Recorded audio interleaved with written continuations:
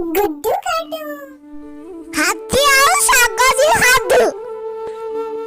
এখন ডাঙৰ জংঘলত এটা হাতী আৰু এজনী ছাগলীয়ে বাস কৰিছিল। সিহঁত দুয়োৰে মাজত ভাল বন্ধুত্ব আছিল। দুয়ো আহাৰ খাবলগীয়া হ'লেও একেলগে আহাৰ বিচাৰি গৈছিল আৰু একেলগে আহাৰ খাইছিল। এদিনাখনৰ কথা, সিহঁত দুয়োটাই আহাৰ বিচাৰি গৈ থাকোঁতে বহু দূৰ পালেগৈ আৰু তাতে সিহঁতে এটা ডাঙৰ পুখুৰী দেখা পালে। সেই পুখুৰীটোৰ পাৰতে এজোপা আম গছ আছিল আৰু তাত আমবোৰ লমালমে লাগি পকি আছিল। আম গছজোপা দেখা পাই হাতী আৰু ছাগলীটোৰ মনটো বৰ ভাল লাগিল আৰু সিহঁত দুয়ো আম গছজোপাৰ ওচৰলৈ গুচি গ'ল।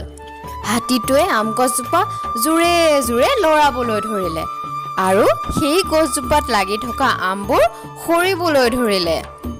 ছাগলীজনীয়ে লগে লগে গোটেইবোৰ আম একগোট কৰিলে। কিন্তু দুৰ্ভাগ্যবশতঃ সেই গছজোপাৰ ওপৰতে এজনী চৰায়ে বাস কৰিছিল। সেই চৰাইজনীৰ আকৌ এটা কণমানি পোৱালি আছিল। চৰাইজনীয়ে আহাৰ বিচাৰি যাওঁতে সেই কণমানি পোৱালিটোৱে নিজৰ বাহতে টোপনি গৈ আছিল। আম গছডাল জোৰে জোৰে লৰোৱাৰ ফলত সেই কণমানি পোৱালিটো বাঁহেৰে সৈতে আহি ওচৰতে থকা পুখুৰীটোৰ পানীতে পৰি থাকিল। ফলত সি পানীত পৰি কক বকাই থাকিবলৈ ধৰিলে।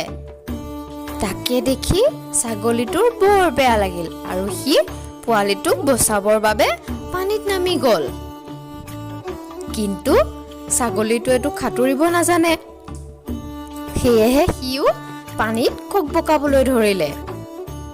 দুয়োটা জীৱই এনেদৰে থকা দেখি হাতীটোৰ বৰ বেয়া লাগিল আৰু সি সিহঁতক বচাবৰ বাবে পুখুৰীত নামি গ'ল আৰু সিহঁত দুয়োকে সি পাৰলৈ উঠাই আনিলে। চৰাই পোৱালিটো ভালে কুশলে থকা দেখি চৰাইজনী আহি বৰ সন্তোষ পালে আৰু হাতী আৰু ছাগলীটোক তাতেই থাকিবলৈ অনুৰোধ কৰিলে। চৰাইজনীৰ অনুৰোধ ৰক্ষা কৰি হাতী আৰু ছাগলীটোৱে চৰাইজনীৰ সৈতে বন্ধুত্ব গঢ়িলে আৰু সিহঁত তিনিও তাতেই সুখে শান্তিৰে থাকিবলৈ ধৰিলে। মৰমৰ অকণিহঁত, আমি এই সাধুটোৰ পৰা ইয়াকে শিকিলোঁ যে আমি কেতিয়াও আনৰ অপকাৰ কৰিব নালাগে।